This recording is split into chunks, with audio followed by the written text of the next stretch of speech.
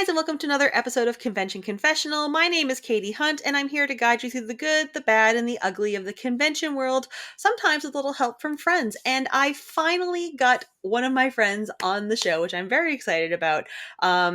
We worked together for several years hosting together. Ladies and gentlemen, Mr. Ken Irons, how are you tonight? I am good. I am tired from the gym, but I am good. I went to the gym. Yeah. Manly stuff, rawr. Oh yeah, very manly.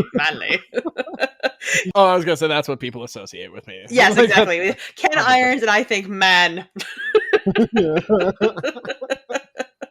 Why don't you introduce yourself to the masses? Hi, my name is Ken Irons. I am a software support team lead. I'm a photographer. I am a celebrity handler and security member. And I like long walks on the beach and traveling. So somehow you made this your Match.com video. And... Yeah, 100%. Hey, I'm recently single. Hi, nice to meet you. Good Lord. I feel like I've made a mistake. It's like that instant regret a minute into recording. Yeah, it's fine. We just run with it, right? This is our post-editing. This is our relationship. This is what this relationship is, honestly.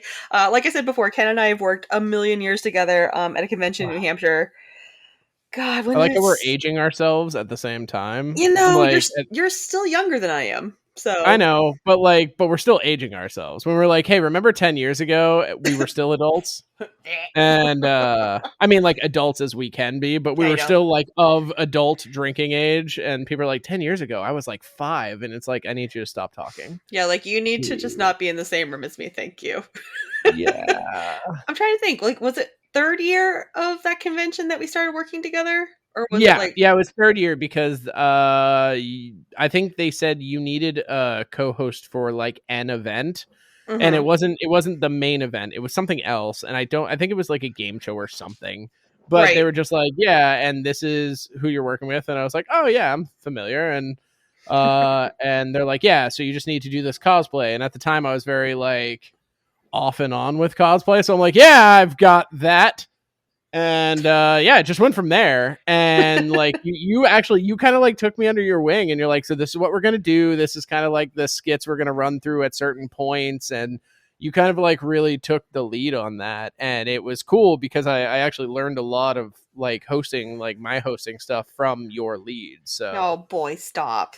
No, it's true. I mean, like, I knew nothing. I was just a guy who talking to a microphone and could do like an announcer voice. Like at the time I was doing God, what game was it? I was casting for League of Legends. And so like, 90% of what I did was very quickly like this. And it was super exciting for everyone. And so that made me great at like game show hosting. But when it came to bringing a personality to life and kind of like blending like D&D with cosplay, with live audience, I was like, what? Like, I was like, okay, yeah, I can totally go down with it. But you were just so cool, and you're like, nah, don't worry about it. And I think our first year was the Jigen and Lupin thing. I think it was because it was you, me, and Joe. Yes, and it made it so much easier because Jigen is just such a stoic character. So I just had to play it cool the entire time, and I was like, I can do this. Like, you're the quick-witted one, and I just have to be annoyed. And like, that's easy. Like, that's 100%. I can play along with this. And it just made it really easy. And it kind of like showed me the ropes, which was cool. Yeah. I mean, like I said, like my biggest rule of hosting, like whenever I'm hosting an event, is just like, you just gotta go with it. Like, everybody goes in there what I like, learned. Yeah, like there's got to be a plan. There's got to be this. We have to be on time. It's like, nah, you need to, like, the first rule of hosting an event is you got to have fun. You got to go with it. Things are going to run over a little bit. You have to accept it. Like, it's just, let it go, man. Like, Elsa had it right. Just let it go. My favorite part was when you're like, yeah, we're going to do like these things throughout. And I was like, okay, when? And you're like, yeah. And I'm like, what? Like, that's my response. Yeah. Yeah. And I was just like, okay, cool. And then you're like, yeah, don't worry about it. And I'm like, no, but I'm worried about it. And you're like, no, don't worry about it. And I'm like, you're going to like, this is going to fail. And then it ended up being amazing. And like, and then I got more hosting duties past that point. And I was like, oh. Okay. Well then. All right. Yeah. So we're just standing backstage, and I just look at you and go, now. And we walk on stage. You're like, wait, what? Yeah, 100%. It was just like I was just following your lead. I was the puppy, and I was okay with it because I knew nothing at that time. I Oh, was a very rehearsed person, you were my so favorite like, puppy, Ken. aw, Oh, I'll be the golden retriever boy. That's what I'll do. yes. So yeah, it's like my first year I did host club and I had the shoe thrown at me. Oh, And then the nice, second solid. year I had Ryan. You remember Ryan? Yeah, of course. He and I did a bunch of Kineticon together. But we did Trigun my second year. No, Nice. I third year. remember That that was third actually year. That was third because year. Second year yeah, was Hughes. Hughes is when I got attacked. good lord. Yeah, cons are weird. Like cons are very strange places. I try to like explain cons to like I hate using the term normie because it sounds so derogatory, but like I don't know how else to explain people who don't attend conventions. Yeah, I right. try to I try to explain it to them and they're very confused because it's never what they expect and I've it's got usually a lot raunchier than they yeah. expect. I've gotten to use Yeah. the term the outsiders. Oh, I like that. I Yeah, like that, especially since that was one of my favorite old books and yeah, movies and stuff. Yeah. yeah, yeah, Yeah, yeah. Like you're just kind of the outsiders. Yeah. No, third year was Trigun. So you and I started like my fourth year at yeah. AAC. Yeah. Yeah, Yeah. I remember your Hughes and I remember your Vash. Oh, who doesn't remember? So Hey, Vash. yeah, and it was so funny too because like then I was just like a normal con goer. Mm-hmm. Like so like I would attend the panels that I wanted to go to and I was all bright-eyed and bushy-tailed and stupid. And It's a and simpler time. then yeah, it really was. Like honestly, like I was talking about it the other day, especially since COVID hit and like Mm-hmm. all the things that have changed since COVID. And one of the things I really do miss is doing things with friends that seem major, but you do mundane things throughout. So, example, Right. like when we would go to PAX East, we didn't attend a single panel. Like we Mm-hmm. might play some of the new video games if they were like releasing early release of video games, but Sure. we went for the experience of hanging out with friends at this event and like we just talked for hours about like going to PAX and going to cons in New Hampshire and going to AAC and going to ow my cat and going to Attacked. Attacked. yeah, he was like, hey, scratching post. I'm like, no, knee. But yeah, and like I used to organize like trips to LA with me and my friends and we go out for like BlizzCon and stuff like that, but like we never went for the cons. Like we'd go for like maybe one thing at the con, but it was just the experience of hanging out with people. And then obviously COVID hit and then it was the opposite. You couldn't hang out with anyone. Right. So it was like even without the cons, even though the cons were down, the loss of the experience of just being able to be around each other and be able to do nothing at an event was just gone. It just didn't exist for 2-3 years. Yeah. So it was a very cool conversation because we got to stroll down memory lane for a while and just kind of talk about all the dumb shit we did and how cool we thought we were. Like it was a really good time. Yeah, it's just like I said, like I'm going back to Anime Boston in May to host I did. Masquerade. Um and it's just crazy to me because like I said, like I've already got people like talking in our forums and our private message groups and everything because everything's finally getting together and there's no pause this time. It's like, no, what's happening? We really got to plan this stuff. It's like, oh shit, okay. Yeah, it's weird. Suddenly it's like, hey, remember all that stuff you used to do, like, back of your hand? Yeah. Now you have to remember it right Yeah. now at this moment. And the thing is too is everyone's just like, oh my gosh, I'm so nervous about this and I'm scared about this and we gotta get this done and oh it's gonna be so weird because unfortunately we've lost a few family members in Anime Boston. So it's just like people are kind of getting emotional about it already. And it's not that I'm not emotional about it because I am, like it's gonna be sad going back for a little bit. But it's Yeah. just like to me at the end of the day, it's like we're going home. Yeah. It's Yeah, just like it's just gonna feel like home. ugh. But one thing I did learn to love, I substituted cons during COVID for travel. Hmm. And obviously there wasn't a lot of international travel during COVID, but I did like go on road trips and stuff. And that was a lot of fun. So that's how like to me, like now when people are like, "Oh man, cons are opening back up. Are you going?" And I'm like, "But then I can't go here." So now I'm like in this weird debate of like I really want to go to cons again just to hang out with friends, but like also I guess my priorities have just like shifted a little bit. So Yep. now I'm trying to find the balance, because now that things are actually open, and it's not that maybe we'll be open, maybe we won't, we'll let you know a week before the con opens. Now people are just scheduling travel and scheduling cons, and I'm like, well, crap, now I want to do that too. Right. So it's weird. It's a weird balance that we're in right now. So I can only imagine as a host, like, what you're going through right now. I mean, but that's the thing though, is like I feel like such a dweeb because everyone's just like, how do I remember to do this and this and this? And I'm literally just like, just get me on the stage, guys. Just let Right. me go. Yeah. I want to wear my cool outfit and I want to see 3,000 people and just go, hey, so what did I miss? What you been doing? And just have Just a like couple Lindsay, things. It's fine. yeah, Lindsay off to the side, like ready to kill me because I'm just like wasting time. Like, so what did you do over the pandemic? Then 3,000 people start answering, and you're like, Yeah, yeah, you're all the yeah. same. I'm good. I'm like, oh, exactly. Yep. Been there. Yep. Mhm. Exactly. Yeah, I did that too. Oh my god. Oh my Like, God. It's so weird. yeah, um, that's I the last con that I've done since COVID started was it was not last year's, I guess it was the year before's PAX East, maybe. mhm. Whatever the last PAX East was. So I don't know if they did it last year. So I think it was the year before. And I was the host of the MSI booth. Okay. And that was a ton of fun, because essentially it was very like, because of COVID and because it was, just starting, and there was a lot of hesitancy, and like, people were just very like, I don't even know if hesitancy is a word. It doesn't sound like It one, is but I was like, now. it is now. But like, people were just super hesitant about everything, and like, they're like, hey, so normally we come and we get like this giant booth. This year we're doing a slightly like smaller booth, and you're gonna run League of Legends tournaments. And I'm like, cool. And then they're like, but because we have a smaller booth, we don't have area for like a caster, so you're kind of just gonna like walk around and do it. And I was like, oh, okay, cool. And then they're like, also, we're not running tournaments, we're running all random, all mid, ARAM. It's a mode in League. And I was like, oh, okay, cool. And they're like, just make it as fun as you can. And I'm like, I got it. And like, I was so nervous, but like you said, as soon as the mic hit the hand, I was like, oh, I got this. That's Like, it. this is Exactly. You just like fine. it's like a third hand. You're just like, I know what I'm doing.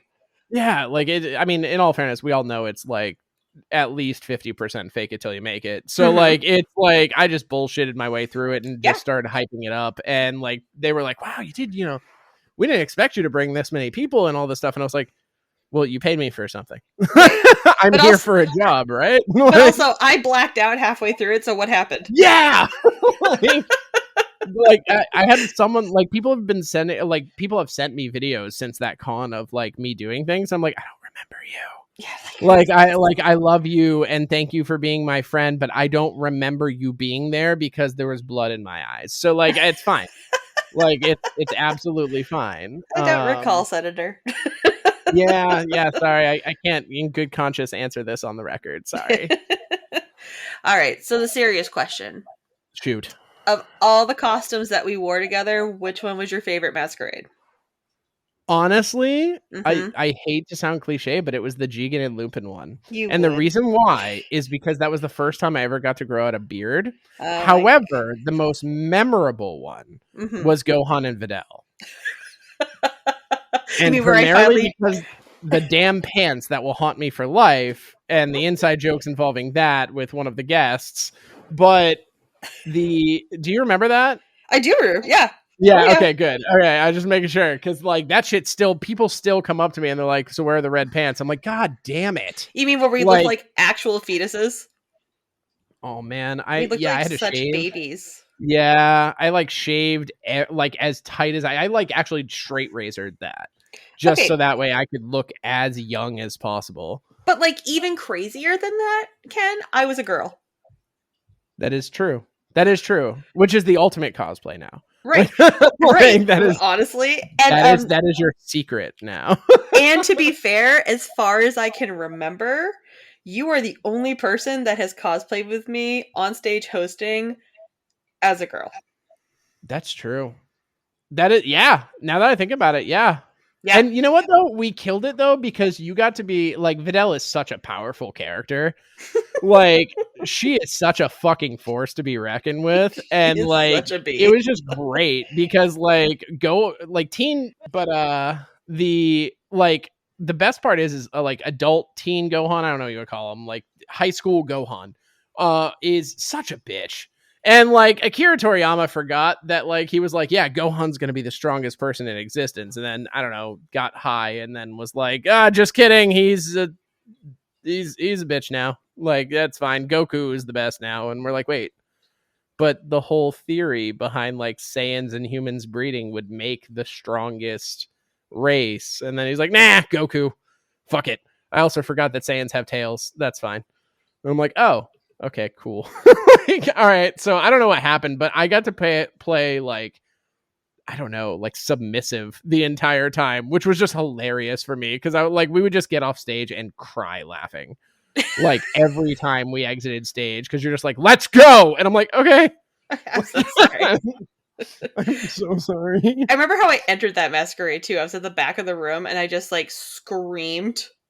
Yes, it was so cool. Everyone's like, what's happening? I'm like, God! I did a tribute to that in one of the later masquerades that I hosted. Mm-hmm. It was a Kill La Kill cosplay, and I did his whole introduction from the back of the room as a shout out to you. Oh man. Yeah, it was a whole thing, and I was like, the people who know, and the people who don't, I don't care. So the people who don't know doesn't matter. Yeah, doesn't matter. Let's see. If I had to pick one of our favorites, obviously the Gohan and Goat and like Videlier is up there. Yeah. I don't know. I feel like the Yu Yu Hakusho year. Oh my man, favorite. Kuwabara. Kuwabara is the hardest voice to ever do. And I regret everything. I should have just like got on my knees and done Hiei or something.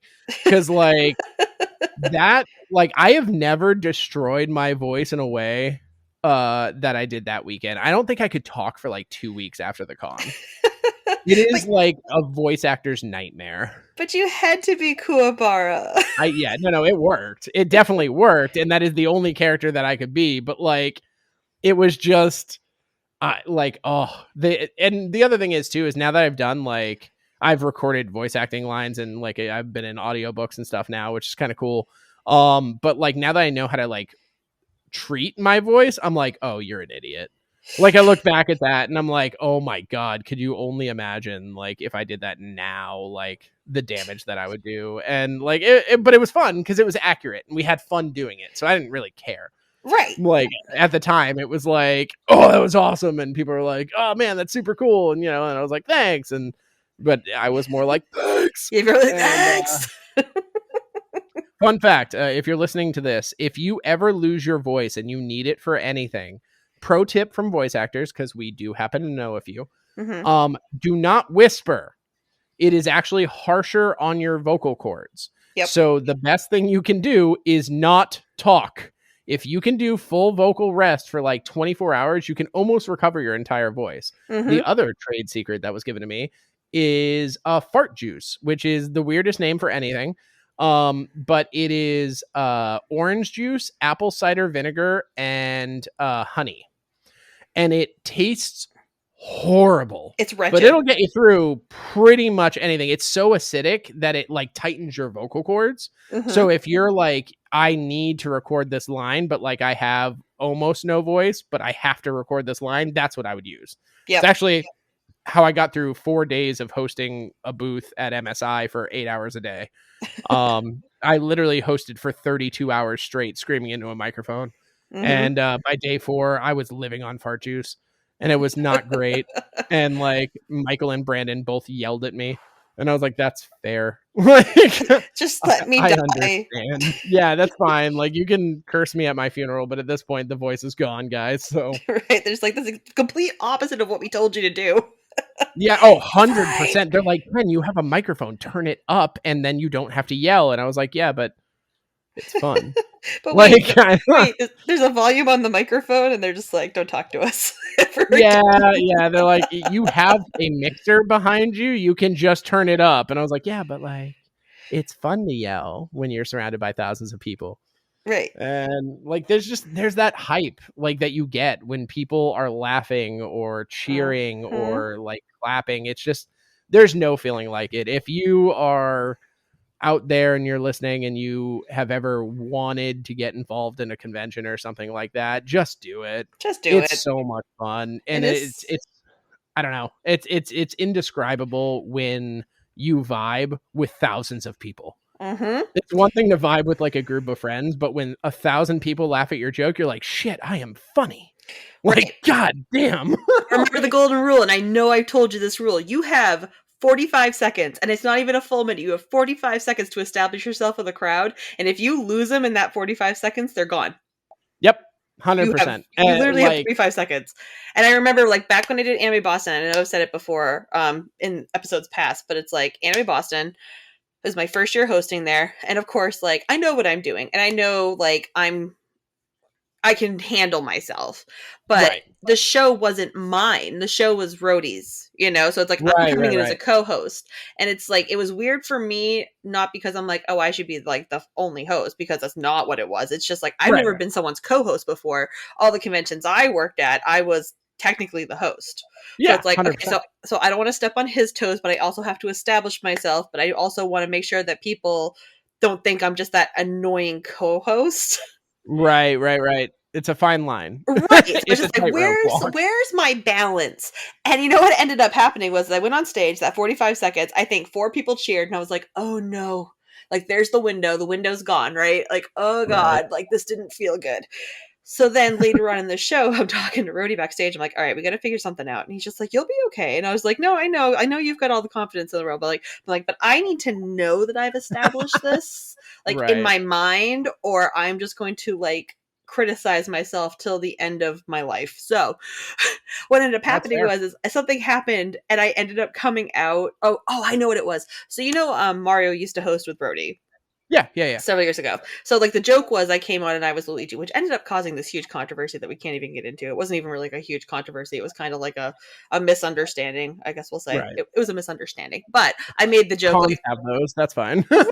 Right. A misunderstanding at a convention. What? No, absolutely not. So I came on and I was, I ended up being called Ouija. And it was kind of like a Mario, like, eccentric, like, you know, eccentric joke. Right. So then he was talking about the Mario skit coming on, but I came on and I was just like, wait, Mario's coming back? I thought you liked me. I thought we were doing okay. I thought, like, everything was fine. Are you replacing me? And the whole crowd goes, oh, no. And it's like, she got it back. Yeah. You're like, there it is. I played the sympathy card. I did. I played the you're going to feel bad for me card. I did. I admit it. I totally did. Honestly, so I don't know how long you've been going to AB, but a long time ago, I was actually in an AB masquerade and we won several awards. Oh yeah. And it was for a Jesse and James skit where we had like a random Team Rocket grunt. But the reason, and I 100%, I don't know if this is like a conspiracy or not, but I 100% think we only won because of the mishaps that happened with it. But basically we came out and we got in a position and then the music was cued and basically the wrong music came on. What year and we was were this? Like, yes, I no idea. No idea. It probably, okay, so I moved up here in like 2005. Sure. So it was probably like 2009, maybe 2008. Was it the year the Dead Moon Circus skit that won? It maybe. I know that Uncle Yo was still the host. It was the Dead Moon Circus year then, because I remember that because I was backstage waiting to go on. Yeah.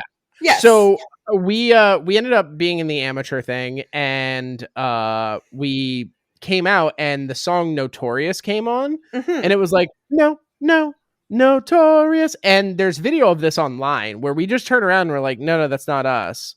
Right. And then they're like, people are like whispering to us, like, what's your song?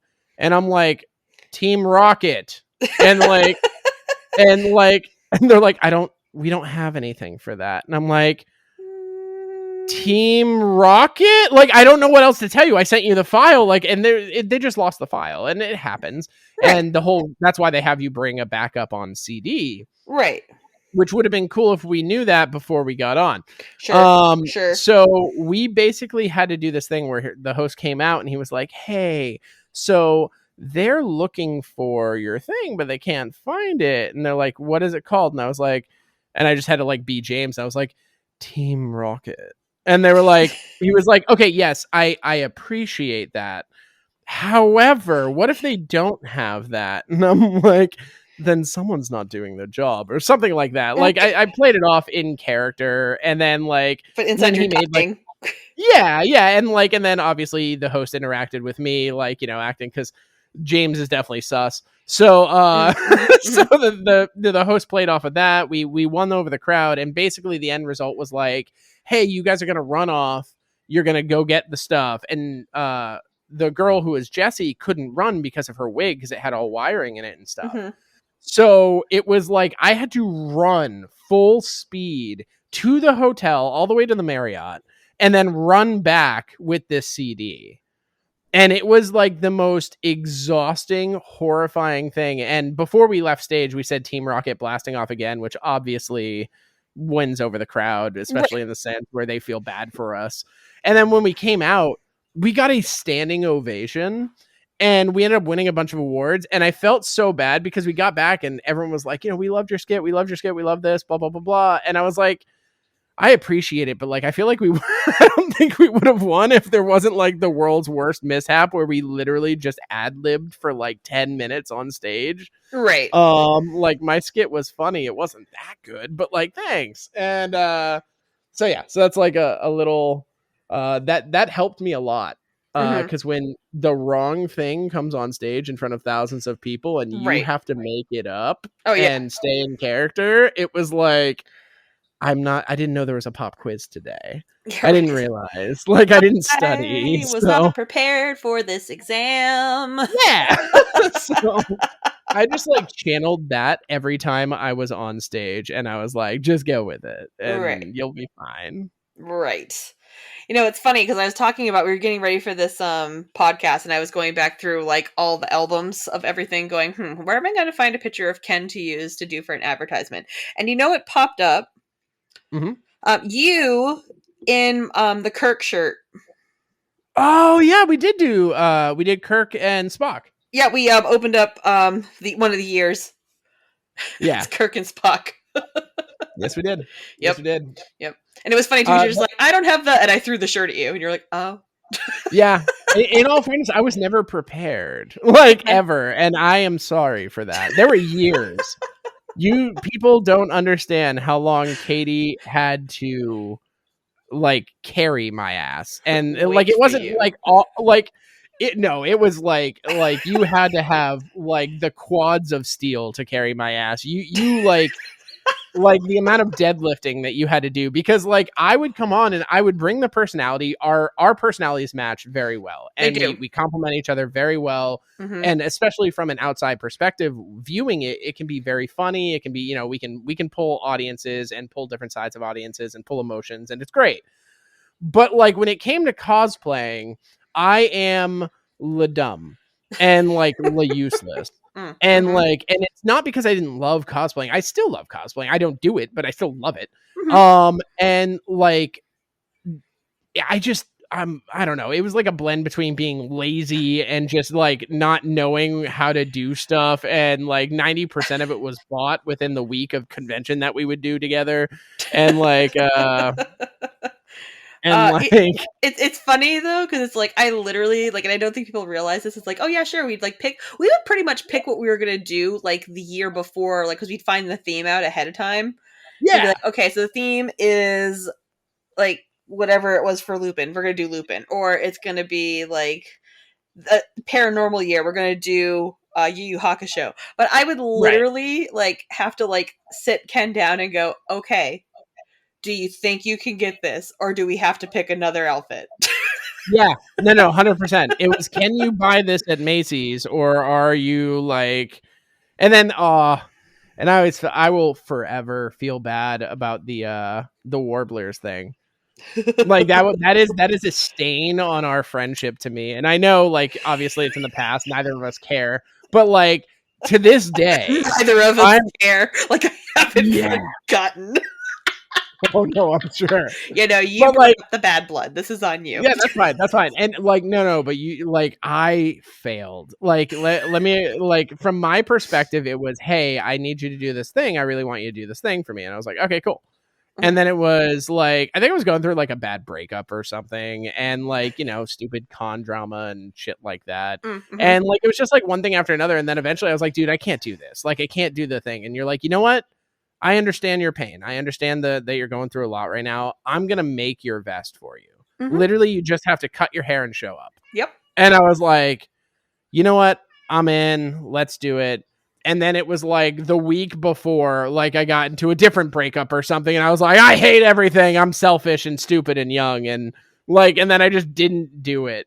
And I remember Not walking coming. in, like, I remember walking into the con and hearing you singing the song, like, doing the song from Uh-huh. like down the hall. And Mm-hmm.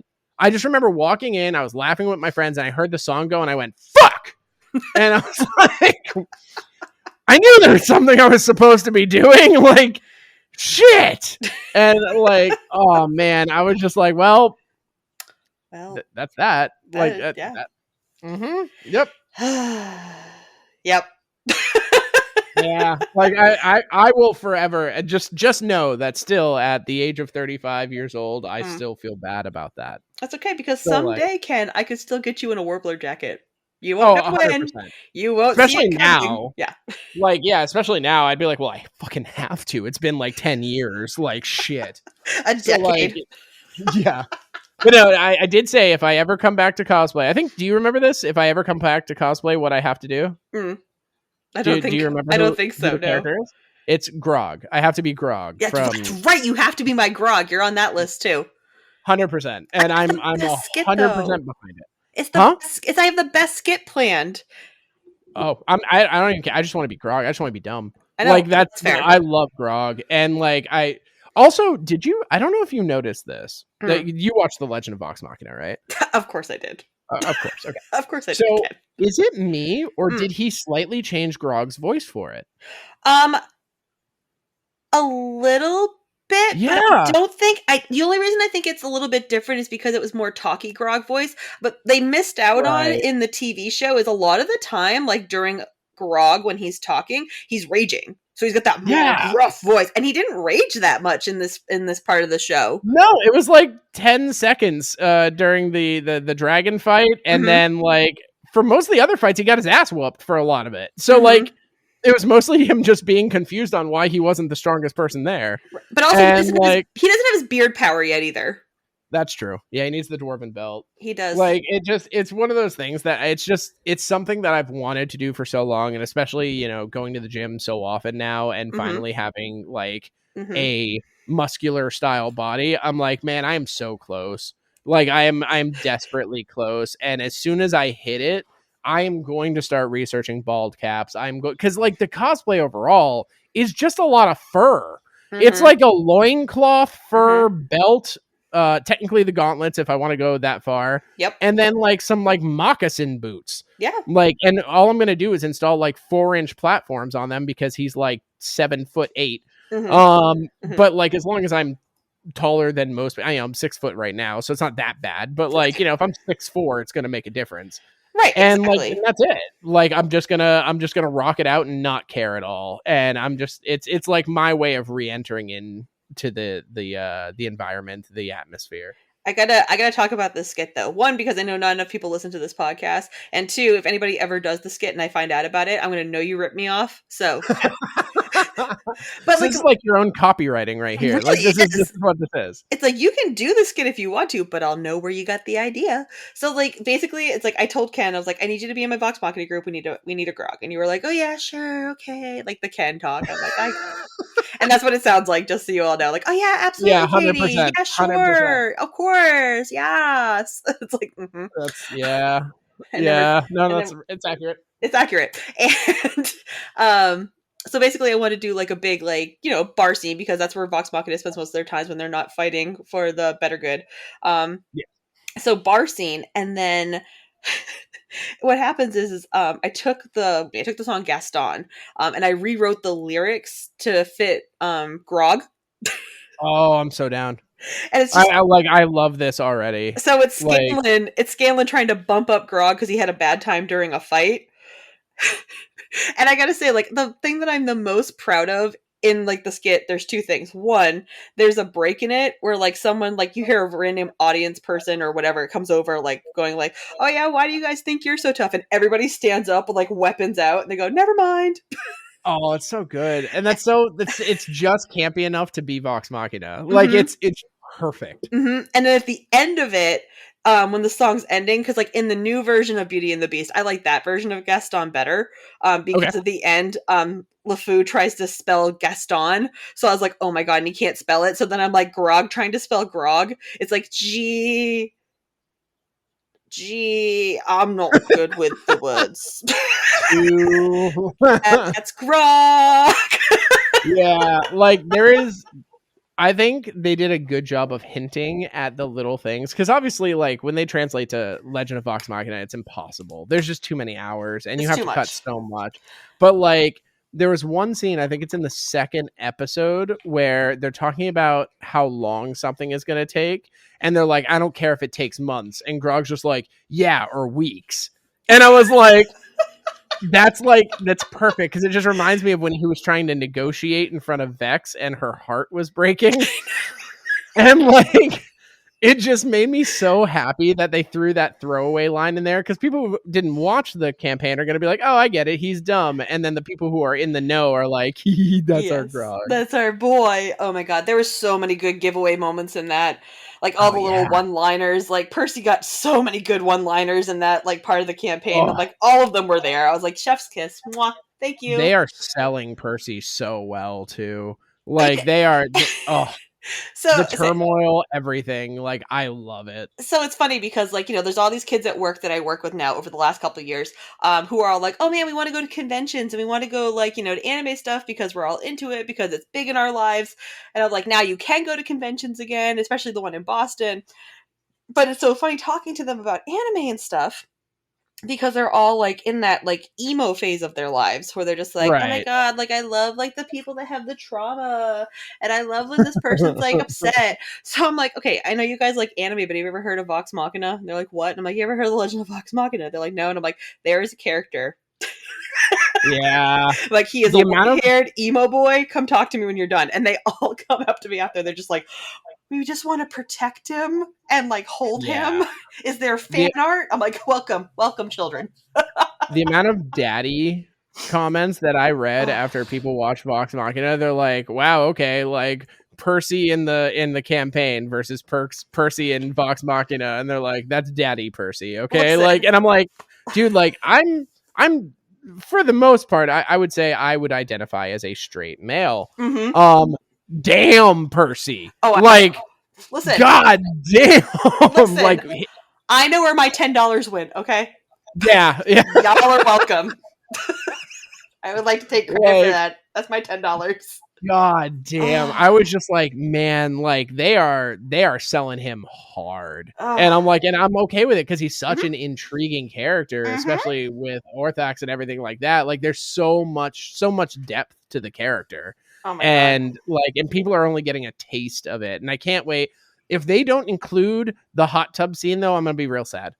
The Again, hot tub scene is with Vex is the fun like I like cried laughing when that happened and I need that to happen and I don't know if we're going to get it but I hope it'll depend on how much they get into the vestiges of divergence and stuff. right. So Exactly. It's like, I mean, like, because right now, like, they're bringing in the Conclave, but what comes up next is kind of like a Grog storyline because we're getting to get into Kevdak and everything else. right, yeah, and that's the whole thing. It's like the vestiges are kind of throughout until they realize they need them for. Also, can we talk about how they are masterfully not using anything from D&D? Yes. Like masterfully, oh, I'm gonna detect magical things here, not casting detect magic because that would be copywritten, but I'm going to Obviously. detect the magical things here, or like Scanlan's hand instead of Bigby's hand, or Mm-hmm. like all the names of the gods, like they're just using the nicknames of the gods instead of the actual gods, and I'm like, this is so brilliant, like well done, Mm-hmm. you're not gonna get sued, like good job. You know what concerns Like me though? Well, they've gotten written on for like 2 seasons officially, right? right, yeah. why in my soul of soul, in my heart of hearts, do I feel like I know where the second season is going to end? And by Right. that, I mean Ripley's going to come back. Yeah, 100%. We all know the cliffhanger that this season's going to end on if they go for it. Yeah. And I'm not Yeah. okay.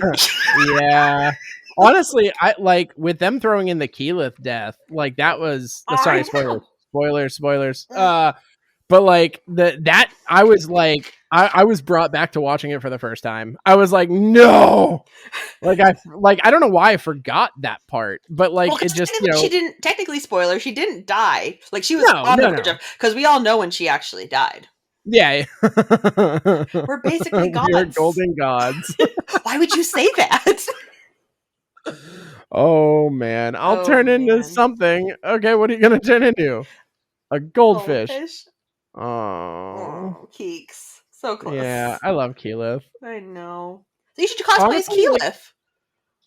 I, mm. Mm.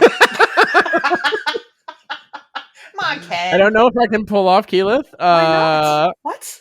I, honestly, I was talking about this yesterday about how Marisha Ray has this way of creating a character that is inherently annoying and amazing at the exact same time, Mm. and slowly becomes one of my like all-time favorite characters. Mm-hmm. And it's this weird thing with like Bo. When Bo was first introduced, I couldn't stand Bo because it just seemed like Bo was trying too hard. But Mm-hmm. then you find out that Bo literally can't talk to people. Mm-hmm. They suck at talking to people, and that is their quirky aspect. And I was like, oh, well, now I feel bad, and now I love Bo. And like Damn with it. Ford trying to teach Bo how to talk to people, it's just 20 out of 10. Yeah. And I just grew like Bo ended up being my favorite character from the second campaign, next to Jester, but that doesn't count. Right. Everything Laura Bailey touches is gold, so that doesn't count. Laura Bailey is a goddess. Yeah, 100%. Laura 100%. Bailey. Oh, I love Laura Bailey. I met Laura Do you Bailey. think she dyed her hair to match Imogen? Yeah. I love it. It's purple. It's very purple. I've met her. I've met her in passing. There's out of all of Vox Machina, or I guess Critical Role crew, I've met and talked to many of them, but the only ones in passing I haven't actually had a chance to talk to are Travis and Laura. And that's because every time I had to talk to them, they were with child. So like they were obviously staying away from crowds and talking to people. So I was like, I understand that. And it's really funny that I've had an opportunity to talk to all of these people, and I'm just like, no, they're mythical. They don't exist. Like they're just this creature that I'll never get to talk to. It's fine. I met Travis Willingham and I blacked out because I don't remember it. You know how I found out that I had met him? Because I found his autograph in my collection of things.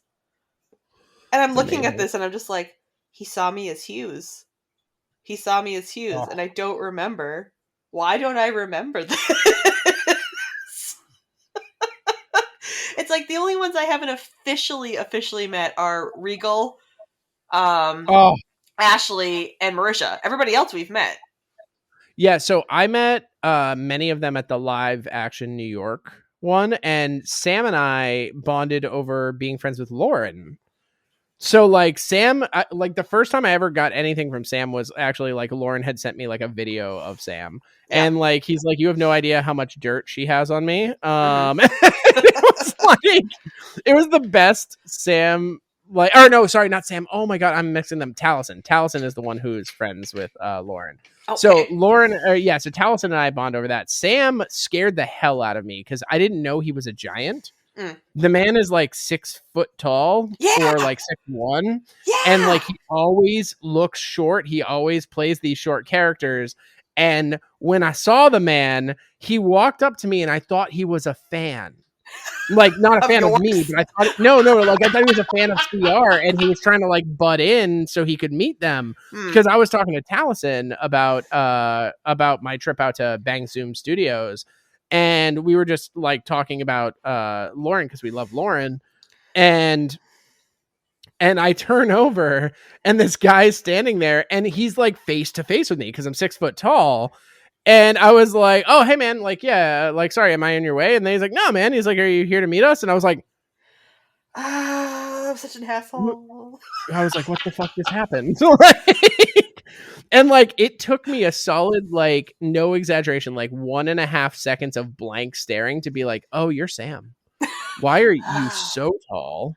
And like, this is terrifying. Like, I was like, oh my God, your power's even stronger than I thought. So, Did I but ever he's such a sweetheart. did I ever So, tell like, you about my interaction with Mercer and Talcin? no, I did not. I actually, that was the 1 year that I had to go down because of a friend's wedding. So, ironically enough, the 1 year that I did not go to that convention was the year that they were there. Right.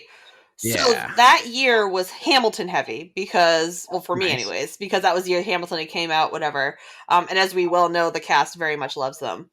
Right. Like made references all through the first campaign. The long story short, too long didn't read. I was dressed like Hamilton. My sister, I had made her a Peggy costume, and our friend Lucas was dressed like Lafayette. Awesome. And I had been helping with the guest line for them, just to like reel everybody in, because I was watching Greg Finley at the time, so I was watching them as well. And they got called over to do their photos. And of course, Telson and Mercer were just like, "Oh, you're standing next to us. Like, get a picture with us." I'm like, "Okay." So we got those pictures done, and then they had to go over for like a whole like guest picture with like all the guests. And I was like, "Hey, can you hang on 1 second? I'll be right back." And I went over to my artist alley table, and I got Melissa and Lucas, and I was like, "You guys have to come with me right now." They're like, "What?" And I'm like, "Just come with me right now. Don't ask questions." So they walked over to the booth with me, and it was funny because Tatum and Mercer were having like a full-blown conversation, Of course. about whatever, right? And Towson turned around. He's just like, "Oh my God, you guys look amazing. Mercer! Mercer! Mercer!" And it's like, and Tatum looks over first. He's like, "What is going on?" And Matt Mercer's just like, "What?" And the fangirl hands. Oh, Like the, "Oh my Matt. God, oh my God, oh my God, oh my God." He came over. He's like, "Can I hug you guys?" And Melissa and Lucas are just like, "We're talking to Matt Mercer and Taliesin Jaffe. We're talking to Matt Mercer and yeah, yeah, okay. Yeah, okay." And they're looking at me like, "How did you make this happen?" I'm like, "I don't know. I don't know."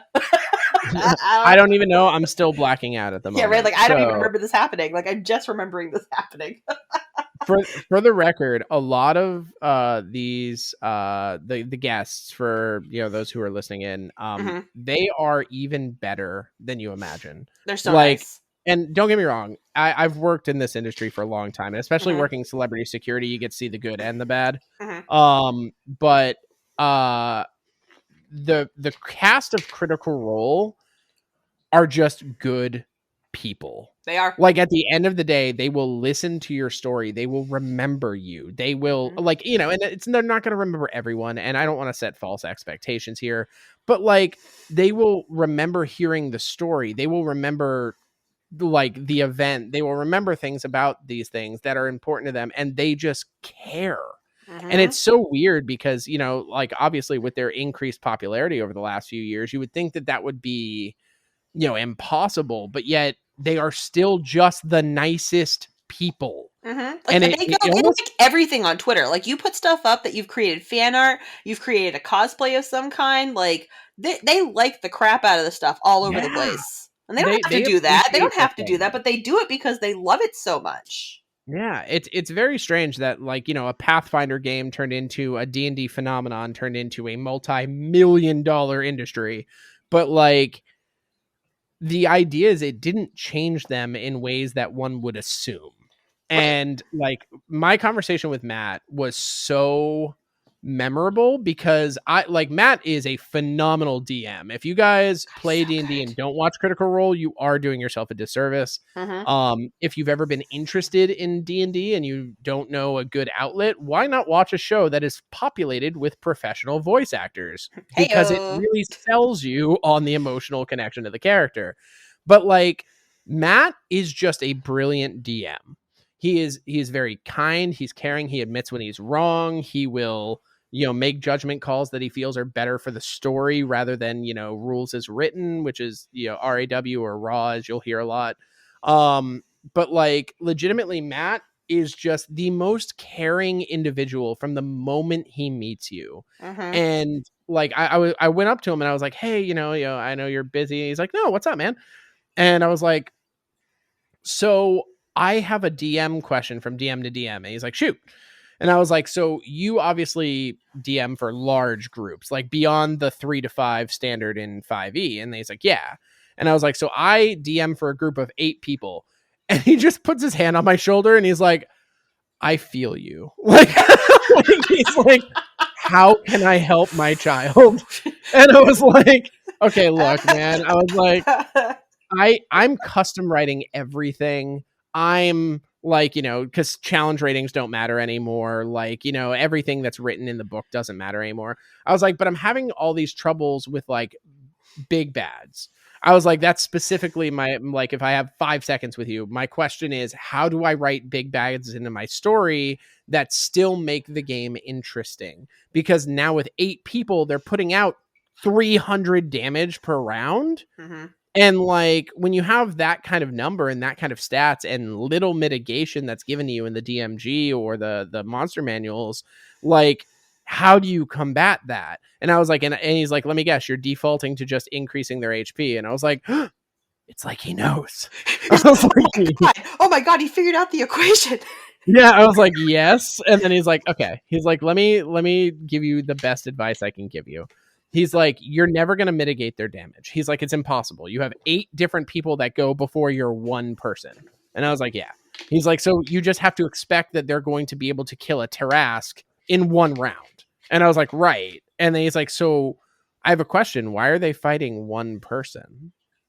And I was like, okay, shoot. I was like, all right, go ahead, continue. He's like, man, he's like, if you had your group, what level are they? And I think at the time they're like level 8. And he was like, he's like, so that group could easily handle like a horde of goblins, right? And I was like, yeah, like literally killing 1 per round. And he goes, right. And goblins put out, minimal damage. And I was like, right. He goes, but what if they were against 50 goblins? And I was like, oh. And he's like, right, because sure, they all get to go and they'll kill 2, 3 per round, 100%, like each of them. What happens when 25 of them attack in one round?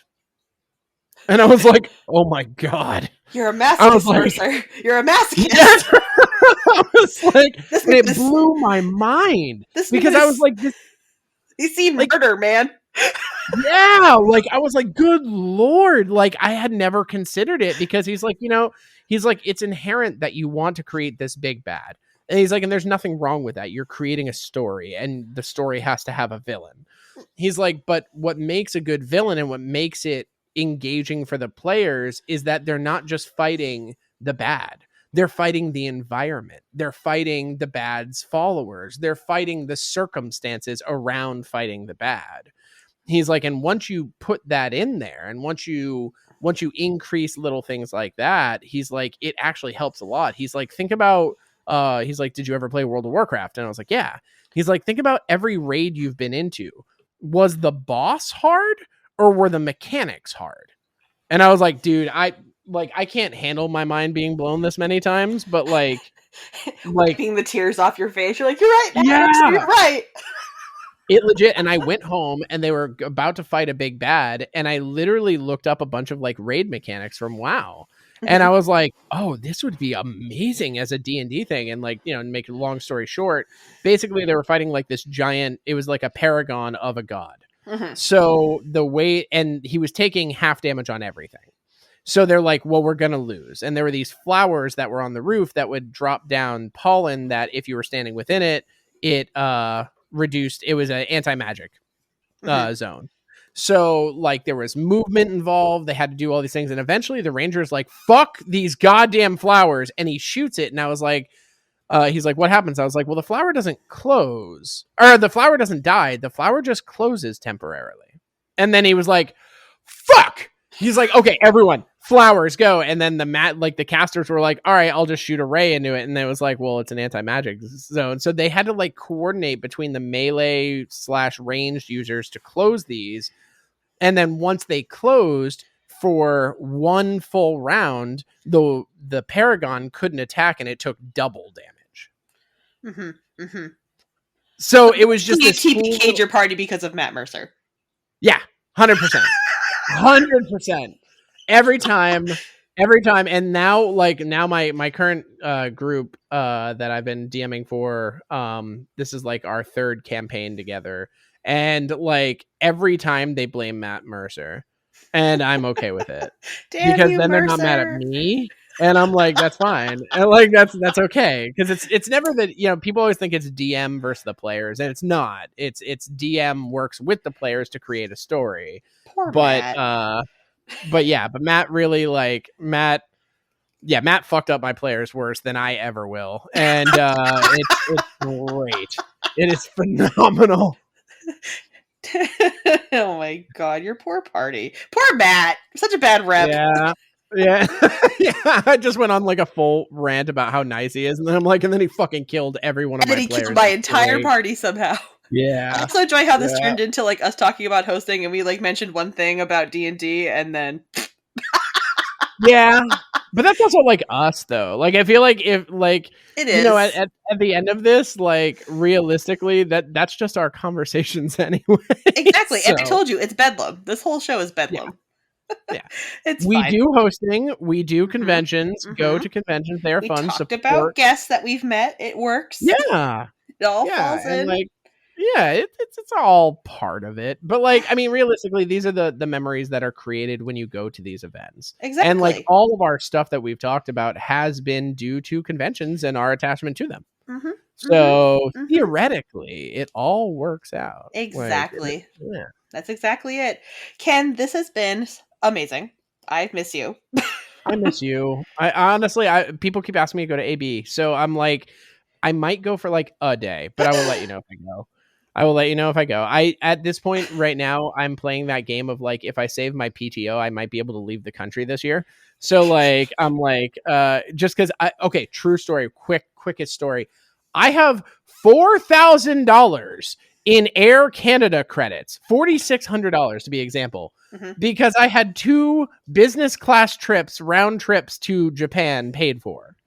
It's just sitting there. It's doing nothing. So if I get an opportunity to go to another country for a little while and they're like, yeah, it's fine, I'll be like, I don't care what your requirements are, I'm going. I need to travel. I have Wanderlust so bad. But yeah. So I at the moment I have been saving a lot of my PTO for that. However, I do want to go to AB at least for a day because it's AB. It's just a classic con, and it's just always a good time. I feel like my hopes are getting pulled up. This is classic Ken. Yeah, 100%. Yeah. And then I never saw you again. Yeah, because you're gonna message me like the week before, and I'm like, yeah, like no, 100%. Like I'm definitely trying. We'll see. And then though, I don't have school anymore. I did graduate. Yes, you did. So I 4.0. And so I got my bachelor's now. I do have a lot more free time. I am getting booked for a lot more photography, which is really cool. Yay. But like that also, like I'm trying to rediscover what free time is. Weird. So I'm so used to doing full-time work, full-time school that I have to reprogram my brain. So, but definitely please reach out. This is on the recording. So that way everyone can vouch for me. Please reach out. Remind me if you think you're being annoying about it. Good. Do it. I don't care. Because otherwise I will forget. And then you'll get the classic, no, yeah, 100%. Like, yeah, no, I'm all about it. And then like, I'm going to forget the next day. And then I'm be like, oh man, like AB's coming up. And people are like, AB was last week. And I'll be like, fuck. And then Katie's never going to talk to me again. Yeah. Like this is, I just summed up our friendship in like 30 seconds right there. Yeah, perfect. Ken, is there anything you'd like to promote while you're here?